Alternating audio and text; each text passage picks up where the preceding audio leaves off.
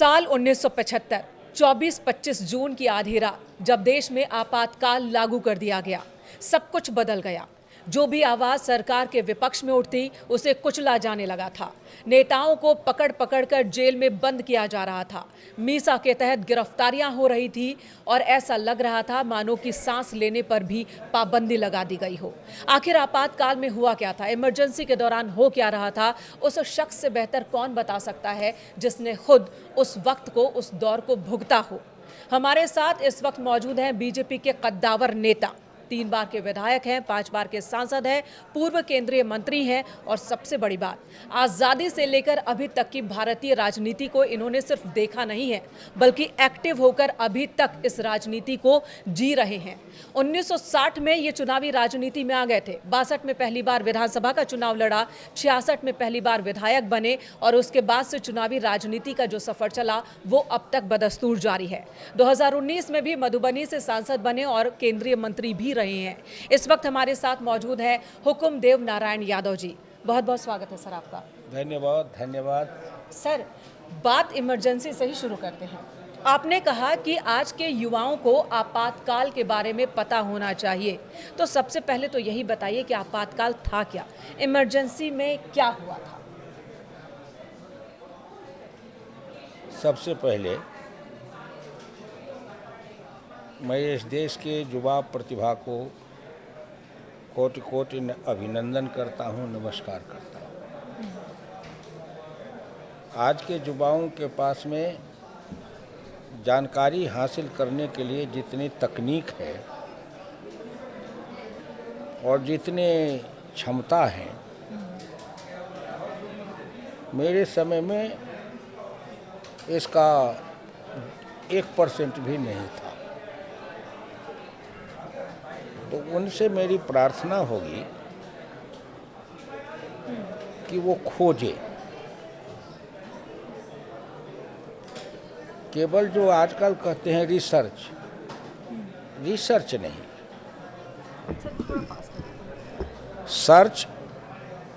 Research और उसके बाद उसका एनालिसिस। चलिए, मैं इस देश के युवा प्रतिभाओं को कोटि कोटि अभिनंदन करता हूं और उनसे प्रार्थना करता हूं। आज उनके समय में जानकारी प्राप्त करने के लिए बहुत ही साधन हैं जी।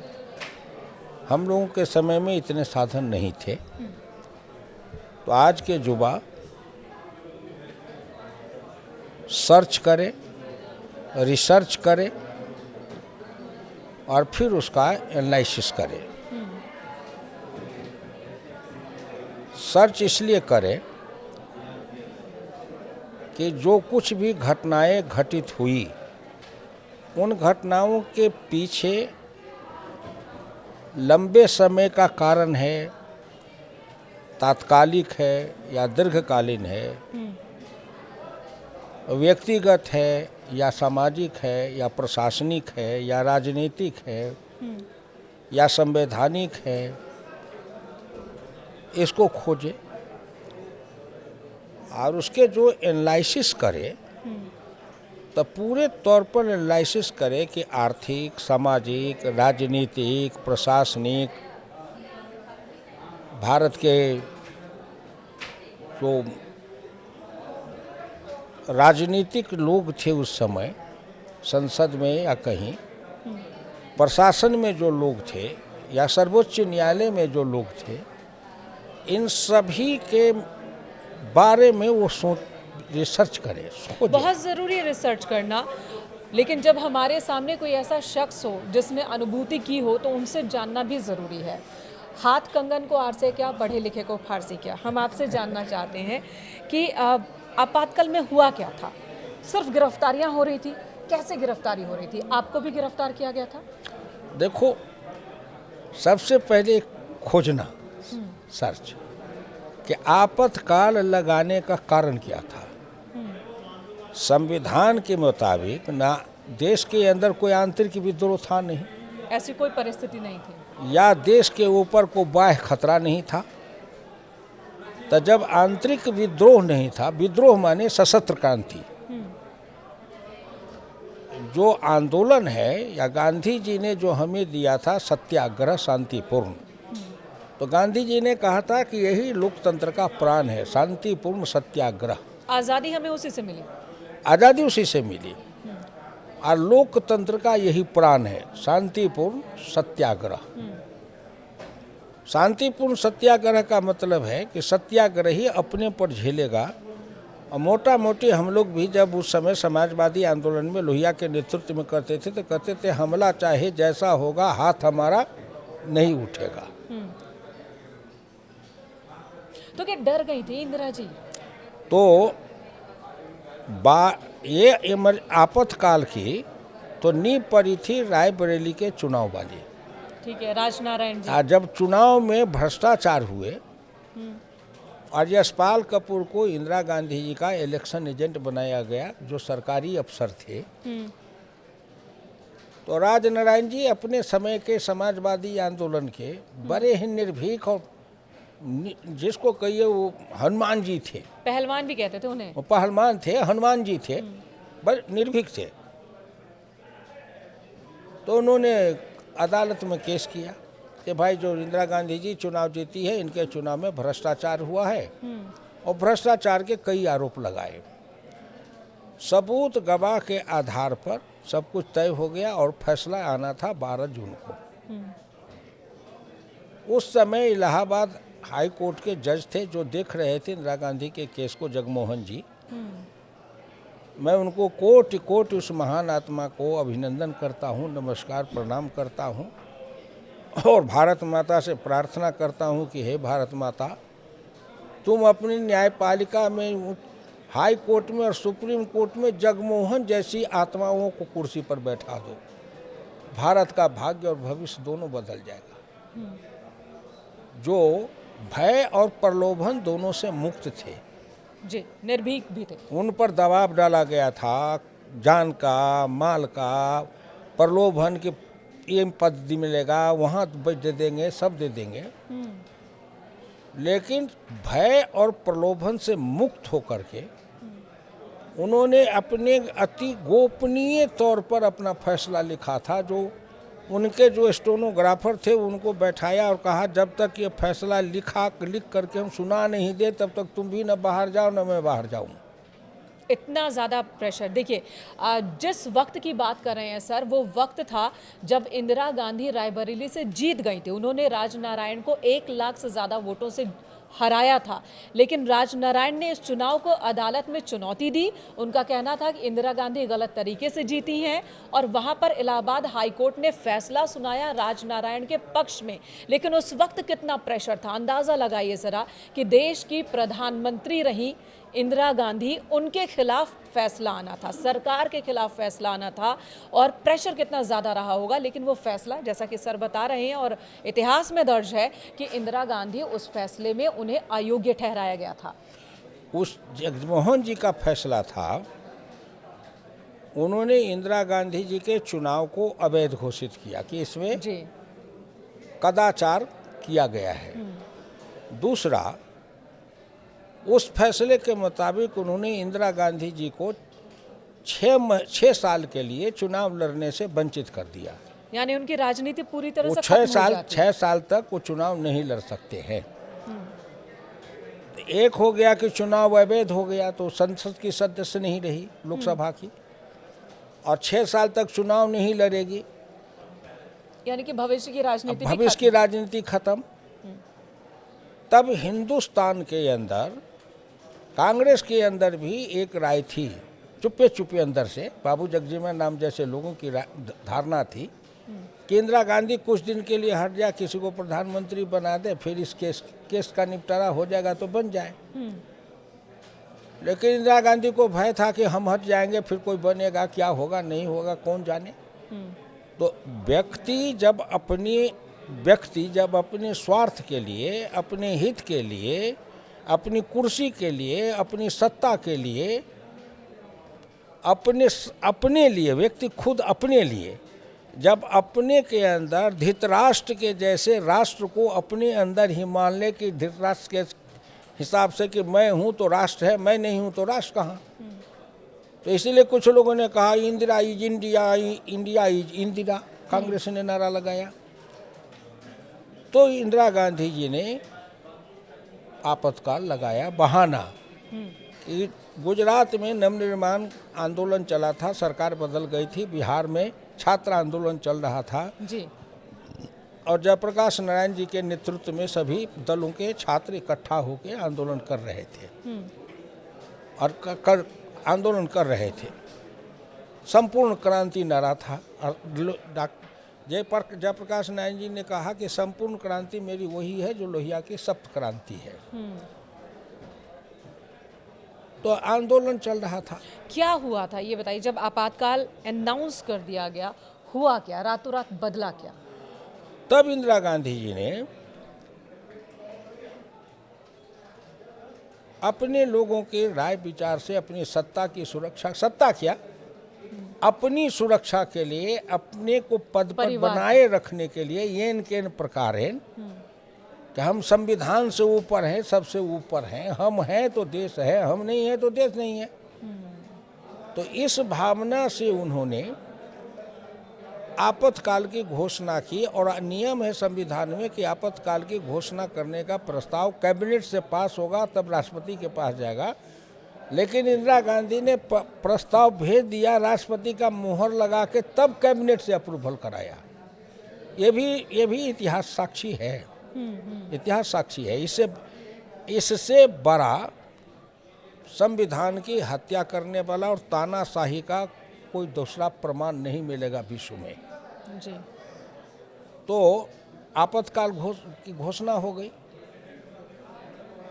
कि देश में इमरजेंसी है। जयप्रकाश नारायण कहते हैं कि सेना सरकार की बात नहीं माने। सर, अब यहाँ एक सवाल है, हर साल हम आपातकाल इस शब्द को सुनते हैं, युवा भी सुनते हैं, लेकिन वो महसूस नहीं कर सकते। आप बताएंगे ज़रा कि आपातकाल में ज़िंदगी कैसी हो गई थी? जो सुबह थी 25 जून 1975 की सुबह, वो क्या लेकर आई, क्या घटा उसके बाद?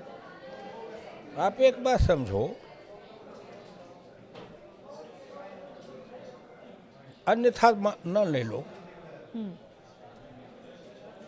किसी महिला को घर के अंदर उसके पति या उसके परिवार के द्वारा जो उत्पीड़न दिया जाता है, उस उत्पीड़न से जो दर्द है, उस दर्द को तो कोई बता नहीं सकता, क्योंकि कहानी तो दर्द है। उत्पीड़न है, वो कहा नहीं जा सकता।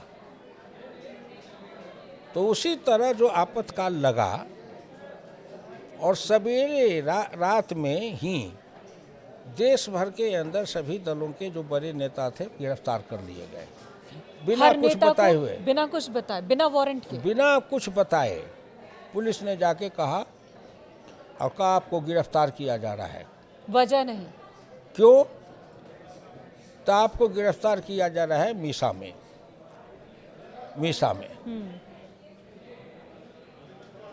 तो पकड़ लिए। सवेरा जब हुआ तब देश के अंदर अखबार तो छपा नहीं, एडिटोरियल निकला था वो इंडियन एक्सप्रेस का, जनसत्ता का, तो एडिटोरियल ब्लैंक था। तो लोग समझ गए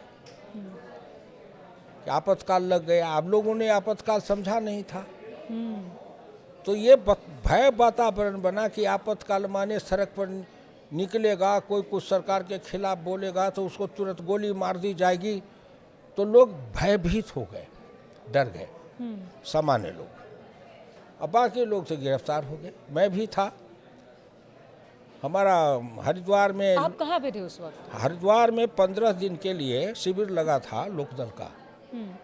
वो सेना के रिटायर्ड थे, कैप्टन थे, मेजर रंजीत सिंह, वो जनसंघ से एमपी बने थे, बाद में लोकदल में आ गए थे। उनकी अध्यक्षता में हरिद्वार में 15 दिन का कैंप था लोकदल का। हम उसी कैंप में से 24 तारीख के रात में हरिद्वार से चले 3 आदमी दरभंगा के थे कि वाराणसी उतरेंगे, काशी विश्वनाथ का दर्शन करके जाएंगे। आज जब हरिद्वार उतरे बनारस में तब जाके पता करने के लिए गए कि भाई यहाँ सोशलिस्ट पार्टी का राजनारायण जी का ऑफिस कहाँ है। तो उसने कहा कि सब नेता तो रात में गिरफ्तार हो गए, देश में क्या लग गया है। वो बोला वेटिंग रूम वाला, जी सो एक पर्चा बांट रहा था। तो हमारे एक साथी दौड़ के गए तो पर्चा एक लेके आए, तो उसमें लिखा हुआ था। तो हम तीनों भाग के चले गए धर्मशाला में, 3 दिन वहाँ रहे। फिर उसके बाद दरभंगा चले गए। मुझ पर भी मीसा खतरनाक बंदी वाला लगा हुआ था। आप पर मीसा खतरनाक बंदी, खतरनाक, उसमें भी अलग अलग लेवल था। उसमें अलग अलग मीसा, सामान्य मीसा, खतरनाक बंदी। खतरनाक माने तो ऐसा क्या डर था आपसे देश को? वो जॉर्ज फर्नांडिस के ऊपर बड़ौदा डायनामाइट केस के अंदर जो जॉर्ज को गिरफ्तार किया गया था, सेल के अंदर जी डंडा बेड़ी में रखा गया था। जो आतंकवादियों को जो सज़ा दी जाती है उस तरह जॉर्ज फर्नांडिस को रखा गया था।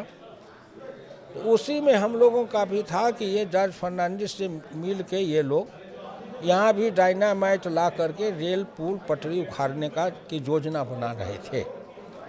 जी तो वो बना के पकड़ा। एक हमारे और हमारे कई साथी पर थे, लेकिन मुझ पर। और ये चिड़ैया बरियारपुर से उस समय एमएलए थे रामजीवन सिंह, बेगूसराय के हैं, मझौल घर है, जिंदा है मुझसे तो आप 5। अपने घर पे थे या बाहर ही बाहर गिरफ्तार कर लिए गए? तो मैं तो घर पर आ गया, लेकिन 1 महीना तक भागते फिरा। लेकिन पुलिस वाले बहुत तंग किए, परिवार को किए, कुटुंब रिश्तेदार को, सबको धमकाते थे, परिवार को भी? पकड़ने लगे। तो अंत में मैंने सोचा कि अब चलो खुद चले जाते हैं, अब सरेंडर कर लेते हैं।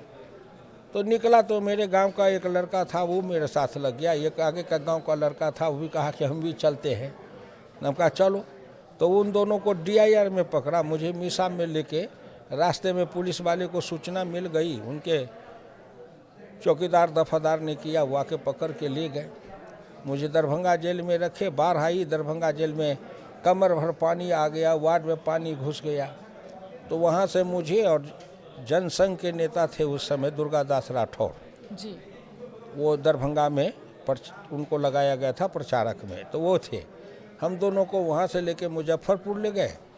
मुजफ्फरपुर में फिर लाठी चार्ज हुआ। जेल मंत्री के गए थे विजिट में। हाँ, जेल के मंत्री गए थे विजिट करने। हाँ हाँ तो मीसा बंदियों ने और DIR में बंदी थे, उन्होंने खाना बताया कि यही रद्दी खाना मिलता है, उनके ऊपर फेंक दिया खाना उना।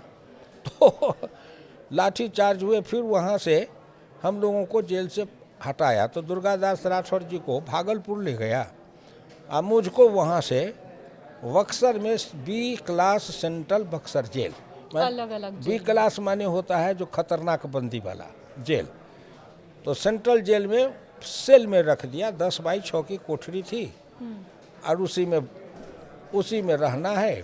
यानी किसी से कोई बातचीत नहीं, कोई सगा नहीं, संबंधी किसी से किसी नहीं, उसी में रहना है। खाने के समय में खाना जेल से जो मिले सो खा लीजिए, उसमें बंद रहिए। उसी में एक घड़ा पानी है, एक अलमुनिया का गिलास और रहता था। एक गमला रखा था मिट्टी का, उसमें अपने मल मूत्र त्याग करिए। और सवेर में साफ करने के लिए वाला आवे, जेल से तो करे, नहीं तो पड़ा रहे। तो हम लोगों ने जेलर से कहा कि भाई सवेर में इतना कर दीजिए 1 घंटा, कि हम लोग अपने मलमूत्र वाला गमला स्वयं अपने वार्ड ये सेल में से निकाल के बाहर रख दें, बाकी जब आएगा तो साफ कर लेगा। तो गलती क्या थी? गलती सिर्फ ये कि सत्ता के खिलाफ, सत्ता के विरोध में, नागरिकों के हक में आवाज उठाना, ये गलती थी। अंग्रेजों ने भी ऐसी सजा नहीं दी होगी राजनेताओं को, जो सजा आजादी के बाद मिल रही थी। अंग्रेज के समय में जो लोग खतरनाक बंदी होते थे, तो जैसे सावरकर जी वगैरह जैसे होते तो काला पानी अंडमान निकोबार में भेजते थे, सजा देते थे। लेकिन जब आज़ाद भारत के नागरिक हैं और नागरिक को ये अधिकार है कि वो शांतिपूर्ण तरीके से सरकार के खिलाफ आवाज़ उठा सकता है, शांतिपूर्ण तरीके से। और जब लोग शांतिपूर्ण तरीके से आवाज़ उठा रहे थे, जुलूस निकाल रहे थे, चाहे बिहार में छात्र आंदोलन था, बिल्कुल शांतिपूर्ण तरीके से कर रहे थे। और उसको बहाना, वो तो बहाना था, लेकिन असली तो इलाहाबाद हाई कोर्ट ने जो उनको 6 साल के लिए डिबार कर दिया था, और उनकी सदस्यता को समाप्त कर दिया था, तब लोकसभा का समय खत्म था। फिर इंदिरा गांधी जी ने लोकसभा को, जो समय खत्म हो गया था, चुनाव होना था, हाँ। उसको 1 साल के लिए एक्सटेंड किया, जो कि संविधान में कहीं नहीं है जो किया जा सकता यानी है। संविधान को कुचल दिया गया था कुचल उस दिया दौरान। गया। एक बात कही जाती है कि इंदिरा गांधी ने जो कुछ किया उस पर बहुत हद तक संजय गांधी का दबाव था, ऐसा था? उन्होंने अपनी मर्जी से किया या संजय गांधी, उनकी क्या भूमिका थी? कहते हैं लोग, वो तो इंदिरा गांधी जी के निकट वाले जो कई लोग किताब लिखे हैं।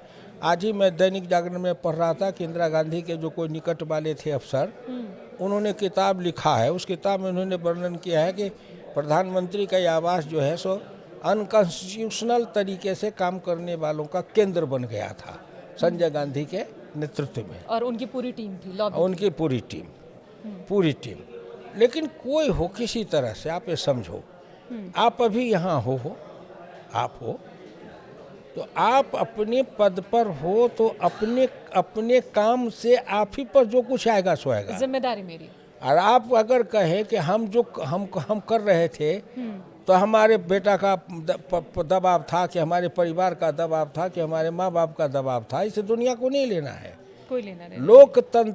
लोकतंत्र में वही आदमी जिम्मेदार है जो उस जिम्मेदारी के पद पर है। तो आप पूरी तरह से इंदिरा गांधी को जिम्मेदार बता रहे हैं इमरजेंसी, जिसे काला अध्याय कहा जाता है। लेकिन इसी दौरान कई ऐसे नाम थे जो कि स्टार बन गए राजनीति में। नीतीश कुमार, जॉर्ज फर्नांडिस, लालू प्रसाद यादव, उनमें से कुछ नाम हैं। इस आंदोलन के बाद, इमरजेंसी के बाद, ये बड़े स्टार बनकर उभर गए राजनीति में। इन्हें फ़ायदा हुआ पर्सनल तौर पर? नहीं। जॉर्ज फर्नांडिस 1952 से समाजवादी आंदोलन के नेता थे, और बम्बे में लेबर यूनियन के वो आदमी थे, और उन्होंने टैक्सी ड्राइवर सबको जोड़ के उनके हेल्प के लिए एक अपना कोऑपरेटिव बैंक चलाया था। फुटपाथ पर सोते थे। तो जॉर्ज फर्नांडिस वैसे भी लेबर लीडर थे। जॉर्ज फर्नांडिस कोई 77 में जॉर्ज फर्नांडिस हीरो बने नहीं। जॉर्ज फर्नांडिस तो लालू प्रसाद यादव को तो बहुत, चलिए, लालू के साथ और नीतीश के साथ जॉर्ज फर्नांडिस हो, कर्पूरी ठाकुर हो, हुकुमदेव नारायण यादव हो, राज नारायण हो, या जो भी हो, उनको लोग किस कारण से नीतीश और लालू के साथ भी जोड़ देते हैं। सबको मैं हाथ जोड़ के प्रार्थना करूंगा, सब कुछ करें तो करें, लेकिन हमारे उन महान नेताओं को लालू और नीतीश के साथ न जोड़ें। नीतीश जी खुद ही जॉर्ज फर्नांडिस को अपना गुरु बोलते रहे लंबे वक्त तक। ठीक है, ठीक बात कर रहे हैं। मैं कहता हूँ जॉर्ज फर्नांडिस तो 67 में जब पाटिल को हराए थे वहाँ मुंबई से, जो इंदिरा गांधी का राइट एंड अमेरिकन लॉबी का आदमी था, फूड मिनिस्टर एसके पाटिल, उसको जब उन्होंने हराया था तब जॉर्ज का नाम पड़ा था जायंट किलर पार्लियामेंट में। जायंट किलर 67 में। तो जॉर्ज फर्नांडिस तो 60 के दशक में ही 60 के दशक से ही नेता बने थे। जॉर्ज फर्नांडिस, मधुली में ये लोग जो नेता थे, राज नारायण, राम सेवक यादव, प्रभुनाथ सिंह, बिहार में कर्पूरी ठाकुर, रामानंद तिवारी, कपिल देव सिंह, सभापति सिंह, धनिकलाल मंडल, हुकुमदेव नारायण यादव, हम लोग जो थे, तो हम लोग तो 60 के दशक वाले नेता हैं राजनीति के।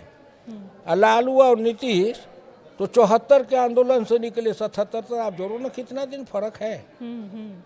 लेकिन जेपी के नाम से जुड़ना, फिर बाद में इमरजेंसी आ जाना, युवा रहना उस दौरान, युवावस्था जिसका फ़ायदा हुआ, और ये सीएम बने लंबे वक्त तक, पहले लालू प्रसाद यादव, फिर नीतीश कुमार अभी भी हैं। नीतीश कुमार जी के बारे में एक सवाल, बिहार में फिर इलेक्शन होने वाला है, क्या वक्त आ गया कि उन्हें अब ले लेनी चाहिए रिटायरमेंट?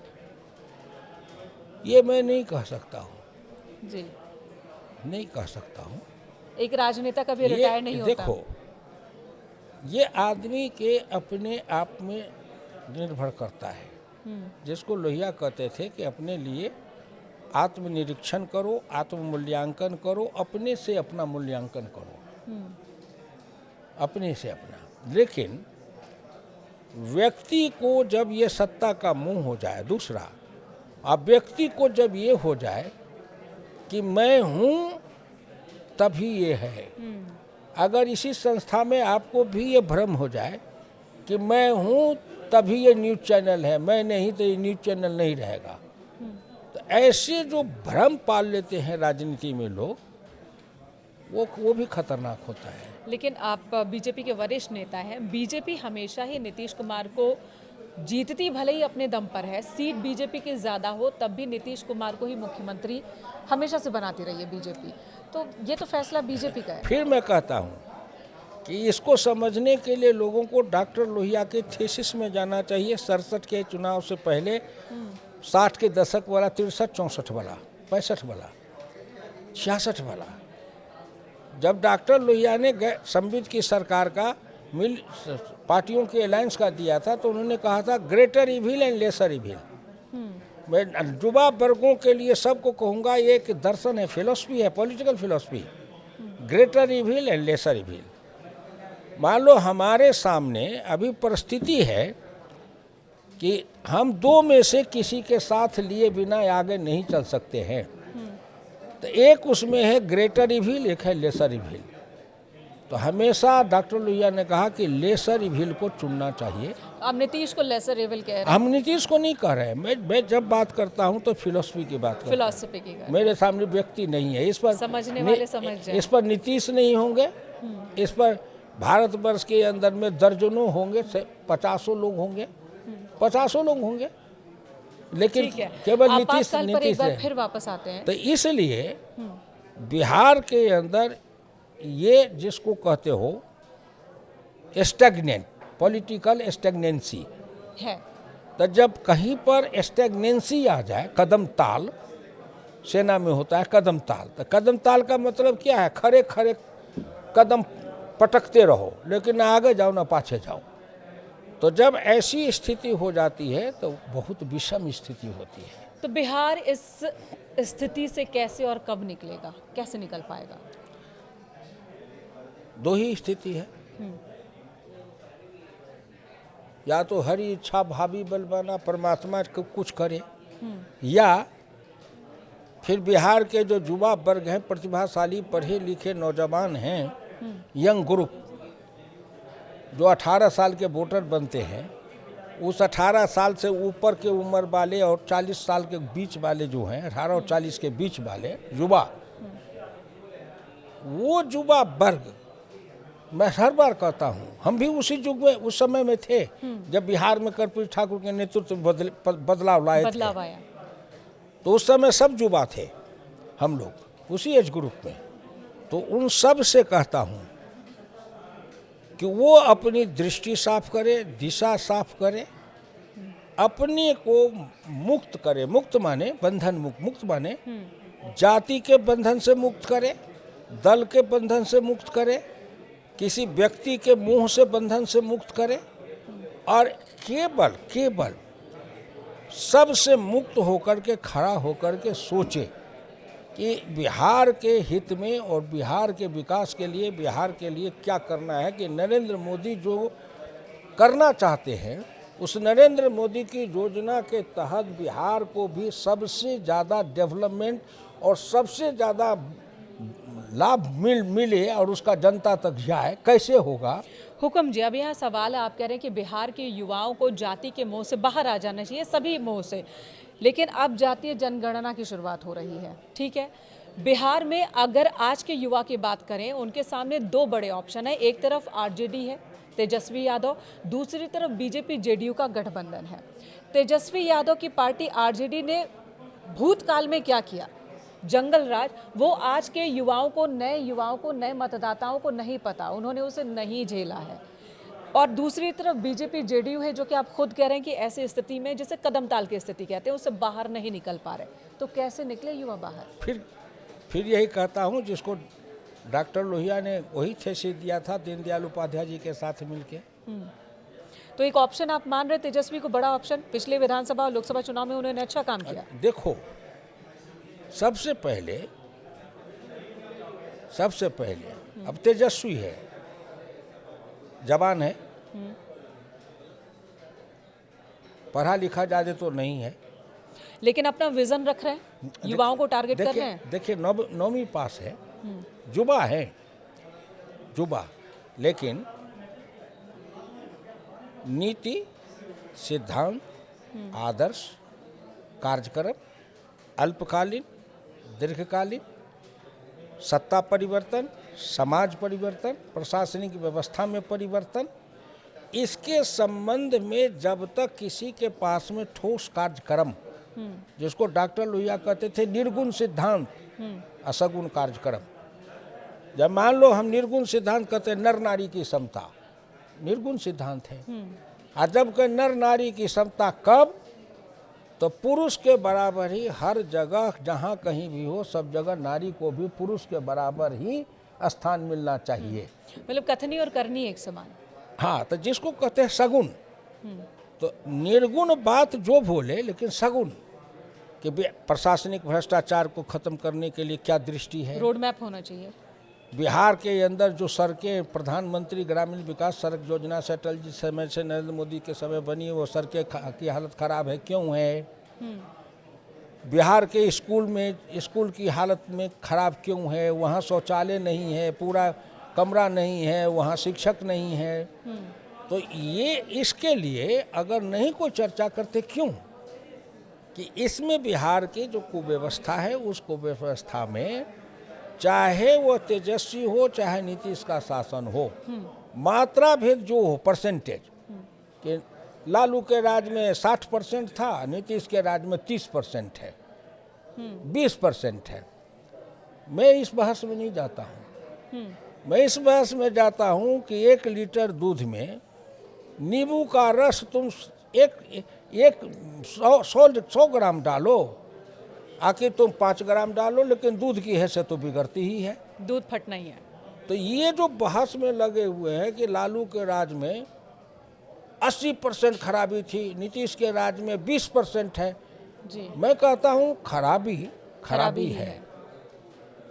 ठीक है, इसके लिए अभी इलेक्शन होना है। देखते हैं इस बार बिहार के युवा मन में क्या बनाकर बैठे हैं और क्या फैसले लेते हैं, और बीजेपी भी किस तरह से इस सिचुएशन से बाहर निकलने की कोशिश करती है। बड़े भाई की भूमिका में बीजेपी आकर बिहार में कब आएगी, इंतजार ये बहुत लंबा है बीजेपी के समर्थकों का। खैर, आपातकाल पर वापस आते हैं। आपातकाल को लेकर आज तक राहुल गांधी, प्रियंका गांधी, इन लोगों ने माफी नहीं मांगी है, कभी इसे खराब नहीं बताते। क्यों मांगेंगे? यही कहते हैं संविधान की रक्षा। नहीं कि देखो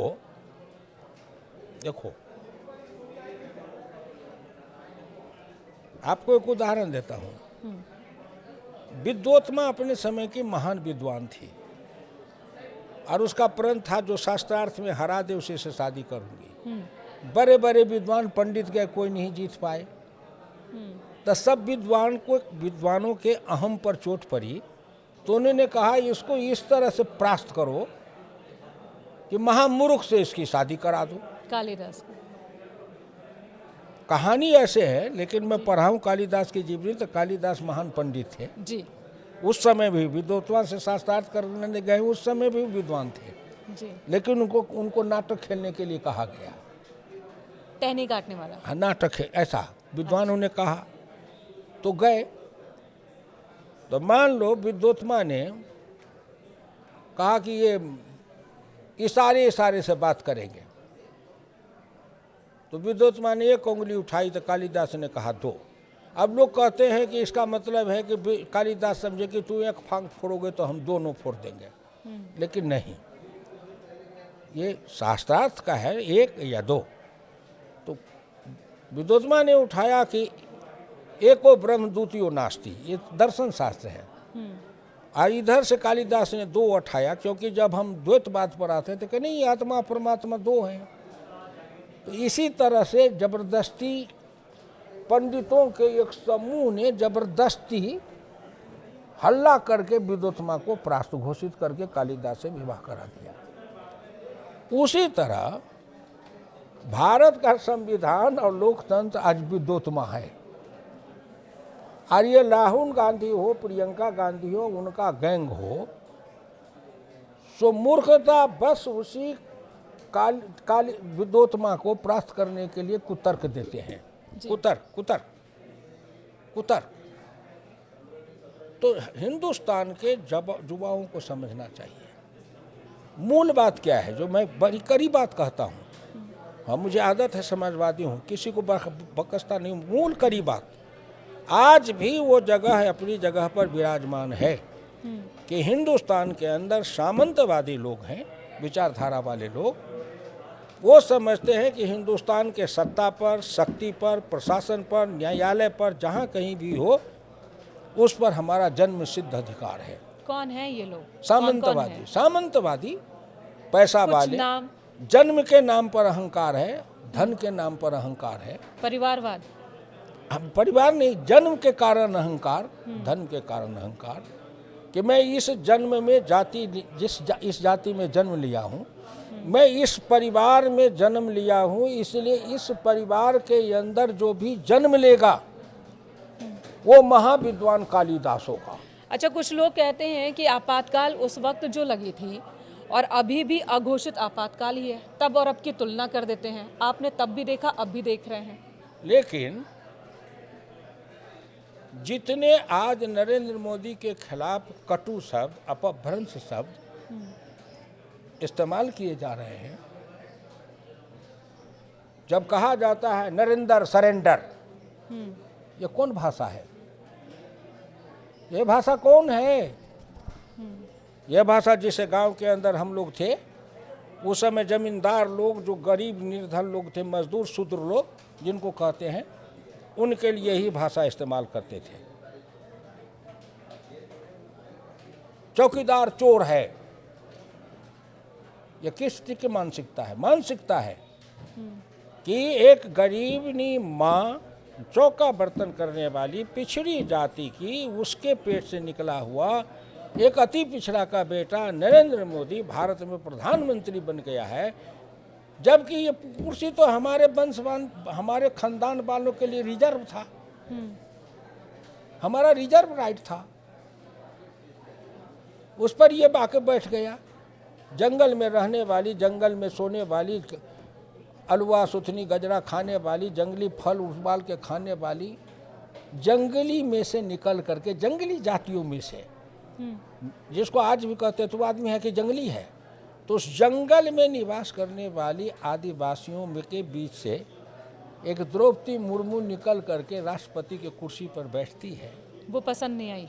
वो आज के हिंदुस्तान के संपन्न, समृद्ध, पैसे और उच्च कुल और उच्च जाति के अहंकार वाले लोगों को देह में जलन होती है, जलन। और आज भी 6 एकड़ जमीन जोतने वाला किसान का बेटा, गरीब किसान का बेटा, जिसका बाप हाथ में बाजरे की रोटी या ज्वार की रोटी नमक प्याज से खाता था, मट्ठा पी के पति पत्नी जमीन पर खेत में सोता था, आज उसका बेटा जगदीप धनखड़ उपराष्ट्रपति की कुर्सी पर बैठा है। ये हिंदुस्तान के वैसे लोगों को सहज भाव से स्वीकार नहीं है। बोलते नहीं हैं, लेकिन उनके अंदर जलन है, उनके अंदर जलन है, जलन। तो ये बार बार की हार भी वो पचा नहीं पा रहे और उसे वो मान नहीं पा रहे कि वो हार रहे बार बार। इसलिए कि हिंदुस्तान के गरीब लोग, जिसको कहते हैं एडल्ट फ्रेंचाइज, बालिग मताधिकार, बालिग मताधिकार के आधार पर नेहरू चुने गए, सही था। बालिग मताधिकार के आधार पर इंदिरा गांधी चुनी गई, सही था। बालिग मताधिकार के आधार पर राजीव गांधी चुने गए, सही था। बालिग मताधिकार के आधार पर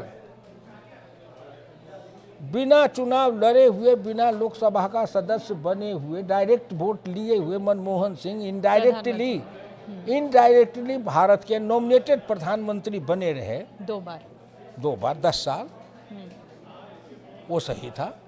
लेकिन अभी उसी जनता के डायरेक्ट फ्रेंचाइज, बालिग मताधिकार के बहुमत के आधार पर नरेंद्र मोदी प्रधानमंत्री निर्वाचित होते हैं, तो यहाँ वोट देने वाले जो हैं वो सब पागल और बेवकूफ़ हैं। नहीं तो वोट देने का जो मशीन है, वो मशीन बेईमानी करता है। मशीन, मान लो आप मुझसे सवाल पूछ रहे हो, मैं जवाब दे रहा हूँ, सुनने वालों को पसंद नहीं हो तो कहे हुकुम देव नारायण जी कुछ भी बोले, लेकिन वो जो मशीन है ना, उनके आगे में वो मशीन उल्टा कर रहा है। तो ऐसे जो पागल लोग हैं, जिनको कहते हैं, देखो ऐसे लोगों को आप कहोगे ये पागल है या पागल बना रहे नहीं। हैं? आयुर्वेद में कहा गया है, एक है पागल और एक है उन्मादी।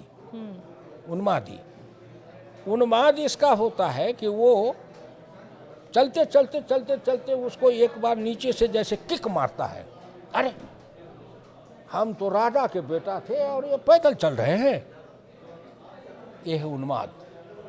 तो भारत के अंदर कुछ लोगों को आज भी ये उन्माद है। और एक बहुत पीड़ा से कहूँगा, इस उन्मादी के जमात में जब पिछड़े और दलित समाज के लोग भी नेता बनने के बाद या पद पाने के बाद सम्मिलित हो जाते हैं तो और डेंजरस, सबसे ज़्यादा डेंजरस हो जाते हैं, क्योंकि वो तो पिछड़े और दलित हैं, तो वो पिछड़े दलित के नाम पर आते हैं। लेकिन जब वो उसी उन्मादी जमात के बीच में जाते हैं तो उनको भी उन्माद चढ़ जाता है कि हम भी अब राजा हैं। हम भी अब सुपर क्लास हो गए, सुपर क्लास। जाति के नाम पर उनका शोषण करना और सत्ता पाने पर उनके शोषक के साथ खड़ा हो जाना, ये दो चरित्र वाले जो बने हैं, किसी का देखो। जी बिल्कुल, बिहार से लेकर यूपी और पूरे भारत में हम देख सकते हैं ऐसे कई एग्जाम्पल हैं। अब आपसे बात करना अच्छा लग रहा है और बात बहुत लंबी हो सकती है, लेकिन फ़िलहाल हमें यहाँ विराम देना होगा। बहुत बहुत धन्यवाद हमारे साथ शामिल होने के लिए, न्यूज़ रूम में आने के लिए। आपातकाल से लेकर आज़ादी से लेकर अब तक की राजनीति पर बहुत सारी बातें यहाँ पर कह दी हुकुम नारायण जी ने। बहुत बहुत धन्यवाद।